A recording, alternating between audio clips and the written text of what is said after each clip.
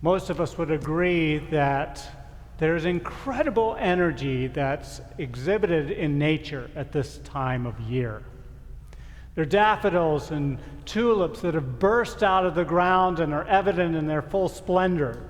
Budding on the bare branches are thousands of new blossoms and leaves. Birds are chirping in the air, and they come back to their nests where we know there'll soon be young ones, new evidence of life. Grass is growing, and so are the weeds. Vegetables in our gardens are starting to branch out and reach for the sky.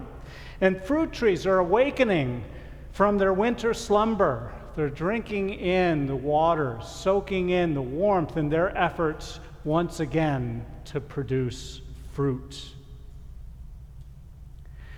The Lord spoke words along these lines towards the end of his life on this earth in what's called the Last Supper, where he gathered his disciples to remind them in some very, very powerful ways why he had come on earth and what he was asking them to do as his disciples, or why he had even created them as human beings in the first place. And one such encapsulation of that central mission of the Lord and for his disciples is encapsulated in the familiar words, "I am the vine, you are the branches. He who abides in me and I in him bears much fruit. For without me you can do nothing." And there it is, the vine with its incredibly powerful life force, which is the Lord, energizing it to bring forth fruit. Not only do we see the world springing to life once again around us, but we also have here a reminder of the Lord's constant work within us, causing us to come alive by doing life-giving things for others. "By this my Father is glorified," he said, "that you bear much fruit. So you will be my disciples." Now, in that context, I want to draw your attention to the very first thing said in this little work of the Heavenly Doctrines called the Doctrine of Life, a book that the Lord gave us to try and describe what it is that we're supposed to be on this earth for, the life that he wants us to live. That very first number says, religion is a way of life, and its life is the doing of good. Now, if we put that together with what the Lord told his disciples at that very important moment in the in the Last Supper, we can think about that the Lord's trying to tell us why he's created us as human beings, why our church exists, and it's to help us live a heavenly life through the teachings of the Lord in his second coming. And today I'd like to focus on that living a heavenly life part and to see it as synonymous with bearing much fruit. Yeah, we come to worship in a church and we learn from the Lord's word, but the whole point of any religious devotion, the whole point of learning is to show up in authentically new church ways in how we choose to live. And that's the reason we exist as a church. It's the reason that we put faith into practice, or try to, and sponsor that kind of support for one another in that action. So let's spend time today considering what it means to live as the Lord intends through the lens of a vine with branches that bear much fruit. And let's use the Doctrine of Life, this book of the Heavenly Doctrines, to describe what a heavenly life looks like as a means of taking away just a few things that we might be able to do a little bit more to be fruitful in our lives. First requirement that the Lord articulates is to turn to him as the source. "He who abides in me and I in him bears much fruit." And these words are preceded by the reality of he is the vine, and they're followed by the direct statement that without me, you can do nothing. Now, there are thousands of teachings in the Heavenly Doctrines that we could turn to that remind us of this fundamental truth, that the Lord is the source of everything, our life and everything good that we think and do.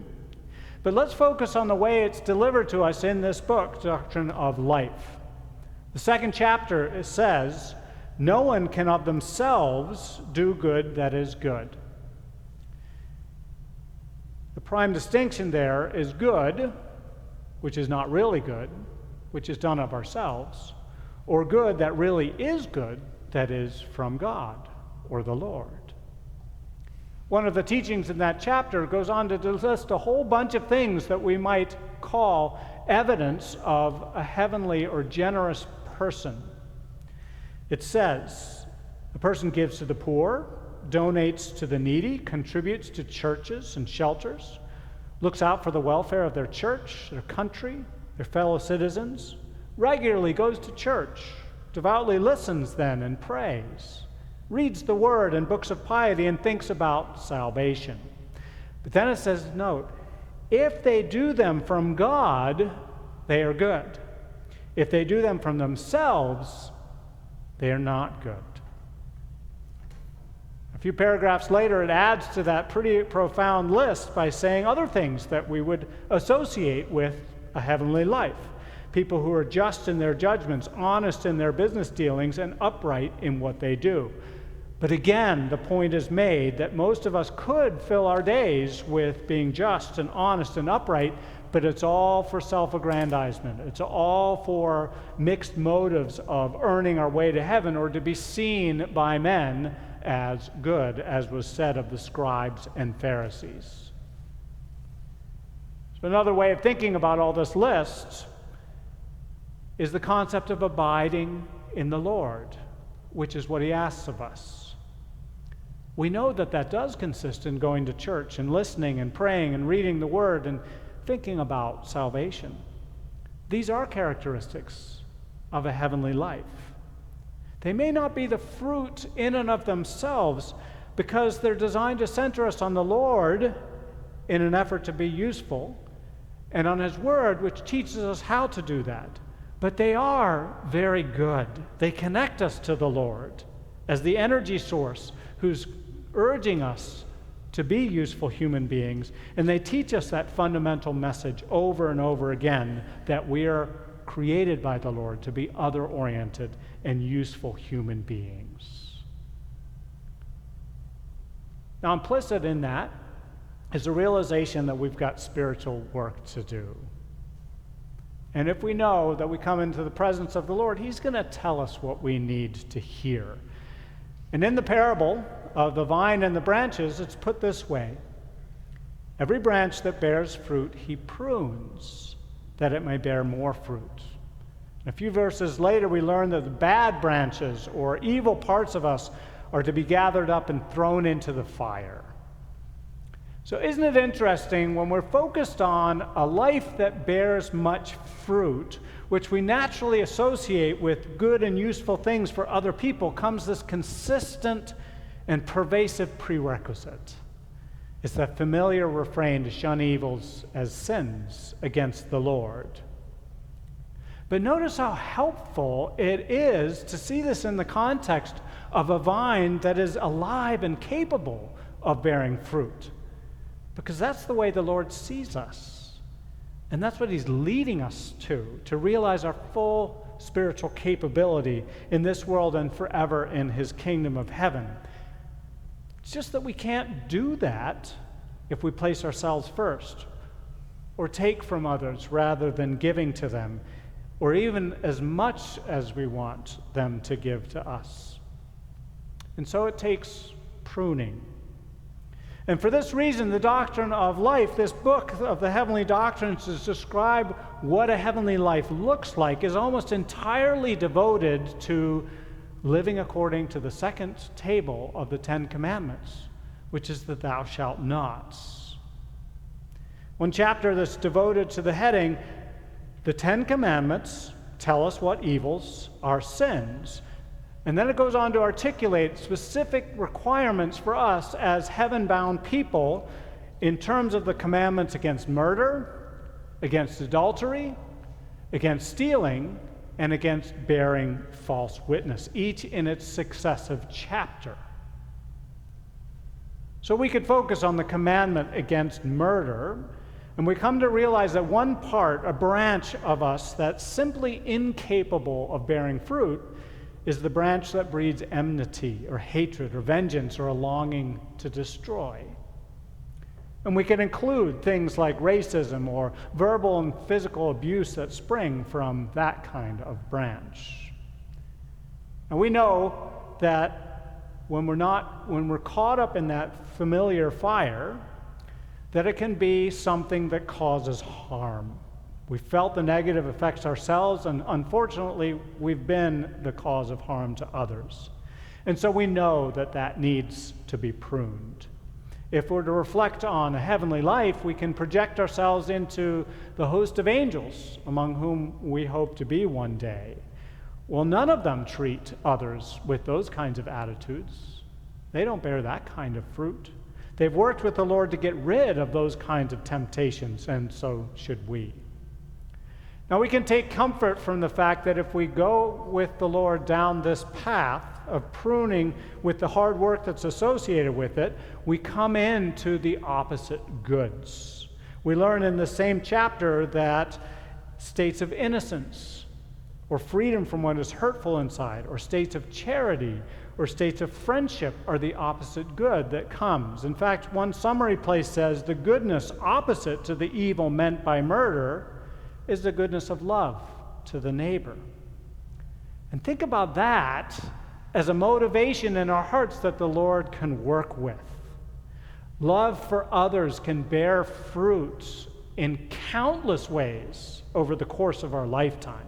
When we find ourselves using words that heal and compliment, when we do things that support and make a difference, when we find space in our lives to be there for someone who needs it, these are life-giving actions instead of life-destroying actions in exchange for our work with the Lord to prune murderous intent and have love replaced.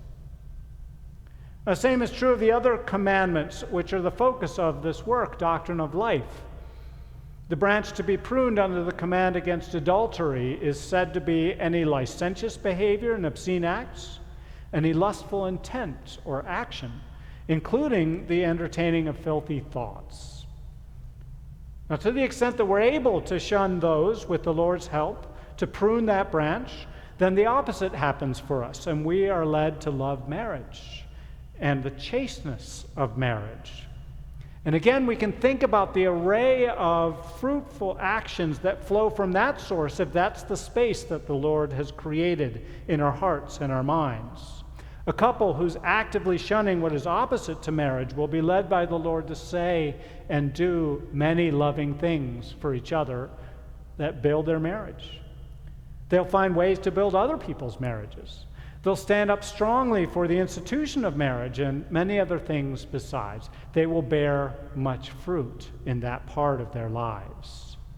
So with stealing, as we shun guile and deceit and fraud, we come to love honesty and integrity and righteousness and fidelity and justice and trustworthiness, which is quite a list of those qualities that we could associate with a heaven-bound life, with an angel. And bearing false witness, if we strive from the Lord to live a heavenly life, we'll refrain from any lying and slander, and will come instead to the truth about other people, and find ourselves on a quest for wisdom that, again, is consistently pointing to useful ways of interacting. So pruning, or working with the Lord to shun what is evil and hurtful, really does, in powerful ways, lead to fruitfulness. Which brings us to the final symbol from this parable for today. We're called to branch out in this section. In fact, we're not actually identified as the fruit, we're identified as the branches.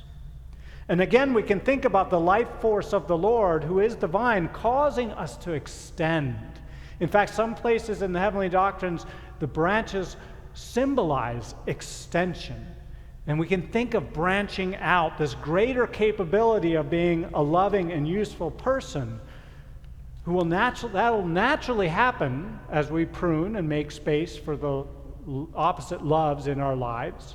But on the positive side, we can and should focus on the things that the Lord is calling us to do. Maybe we can think about our ruling or dominant love, the set of functions within the Lord's kingdom that we particularly are suited to do. Imagine a person in her early adulthood who feels called to become a teacher, and within a few years, they've felt that ability branch out in a number of different ways with the practice and experience of teaching. But then imagine in the Lord's good providence, this person gets married and has a family of her own. And that same love for children has a new outlet, a new branch that can blossom in hundreds of ways. In due course, the kids grow and the desire turns to mentoring others through their parenting journey, not only through parenting, but through teaching, maybe armed later with a degree in psychology that takes a new form in counseling. Each of us, whatever our calling, can discover countless new ways of extending in that use, new ways to branch out and help, all from that inspiration that comes from the Lord. And of course, branching out can apply to the array of things that we're called to do. We may find ourselves taking a risk of trying something we haven't tried before, like leading a small group, or taking on a coordination role for extensions of kindness and care within a congregation, or serving on a board, or raising funds for a worthy cause. These and lots of other things can be seen as opportunities placed before us by the Lord, and a heart that's willing to take advantage of that opportunity. And each time there can be an extension, a branching out in a new way of being useful. So abiding in the Lord, pruning what needs to be pruned, branching out.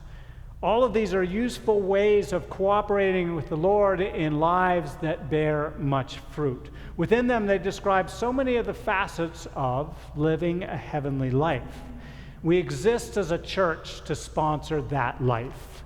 We're born to be living examples of that vision of the Lord. And that includes today, as we've discovered, regularly going to church, devoutly listening and then praying, reading the Word and books of piety and thinking about salvation. That's abiding. It also is doing the work that the Lord requires of us to prune or shun any hatred or lasciviousness or deceit or slander. And it's branching out in our unique and increasingly loved ways of serving, finding room in our hearts to care for those less fortunate than ourselves or those suffering from some of life's traumas. As the last paragraph in this work, Doctrine of Life, puts it, Christian piety for everyone is to perform their function faithfully. For in so doing, if they refrain from evils as being sinful, they daily do good, and they themselves become their own useful part of the general body. So what are the ways that you are called to bear much fruit? What's one of the things that you know that you need to work on in terms of shunning and pruning? In what ways is the Lord calling you to abide in Him and from Him to branch out in some new way? However each one of us answers those questions today or in any day, we can be sure that we will be responding to the Lord's eternal call for us. For He says, "By this my Father is glorified, that you bear much fruit. So you will be my disciples." Amen.